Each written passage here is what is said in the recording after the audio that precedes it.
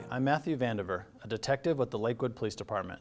One of my responsibilities is to inform my community when sex offenders are released. In a few minutes, you will be informed of a sexually violent predator that will be released into your community.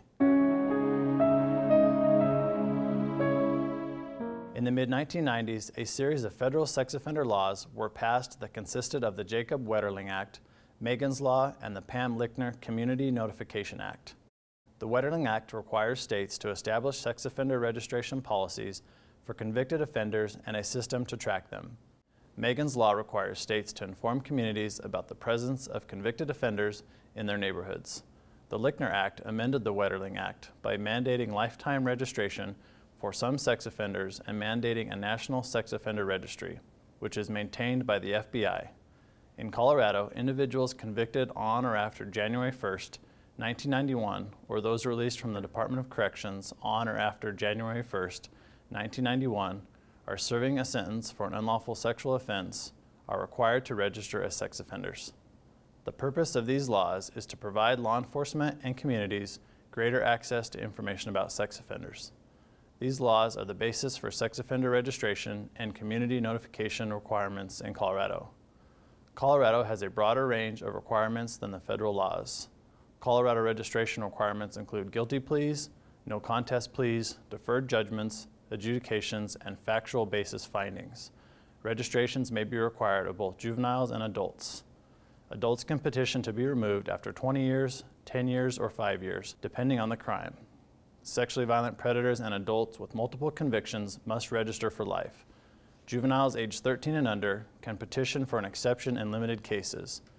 Juveniles aged 16 and under can petition to be removed under certain conditions.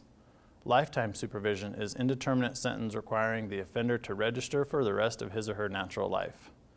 In Colorado, a sexually violent predator assessment is ordered for convictions, attempts to commit, solicitation to commit, or conspiracy to commit one of the following crimes: sexual assault, felony unlawful sexual contact, sexual assault on a child, or sexual assault on a child by one in a position of trust. The sexually violent predator statutes pertain only to those offenses committed on or after July 1st, 1997, with convictions occurring on or after July 1st, 1999. To be considered a sexually violent predator, an individual must meet 4 requirements established by the Sex Offender Management Board. The sexually violent predator assessment is ordered prior to the offender's release from prison or as part of a pre-sentence investigation. The sexually violent predator assessment is conducted by the courts or the parole board with a Sex Offender Management Board approved evaluator. All individuals designated as sexually violent predators are automatically subject to community notification. Most sex offenders in Colorado are supervised by the criminal justice system while living in the community. When an offender has served his or her entire sentence, he or she is not subject to supervision. Parole officers set conditions, monitor behaviors, and impose sanctions. Sex offenders must waive confidentiality for treatment and case management. Sex offenders agree to strict levels of accountability.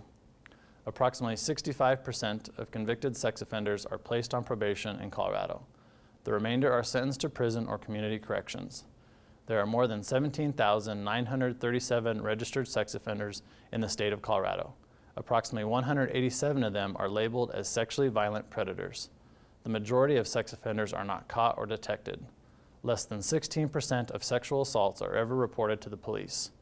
Nationally, 1 in 4 women and 1 in 17 men will be sexual assault victims in their lifetime.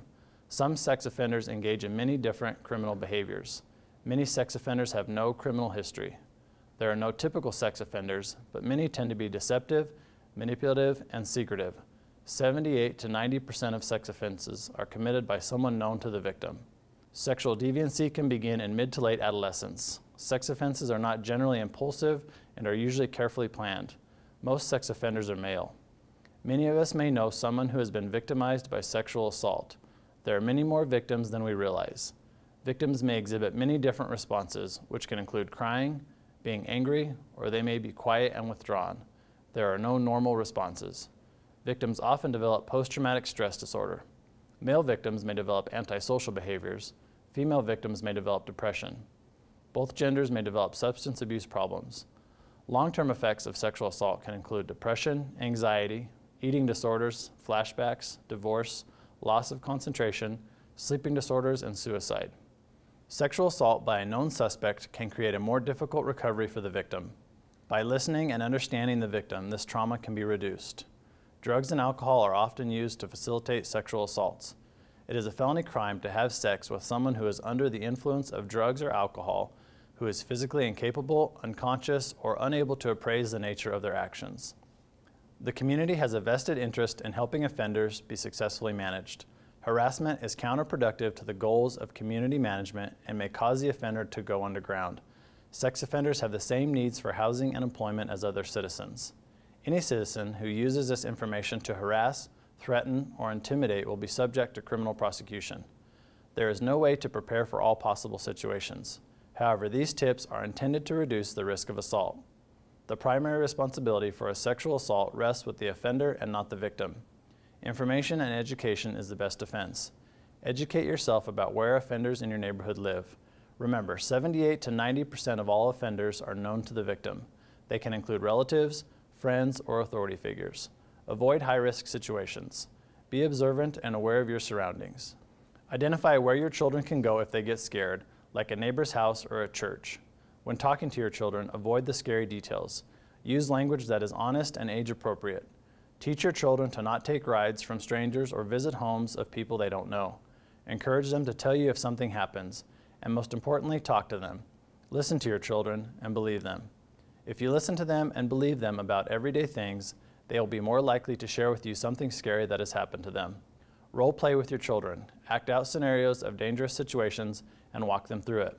Thanks for taking the time to listen to this information, because informed communities are safer communities.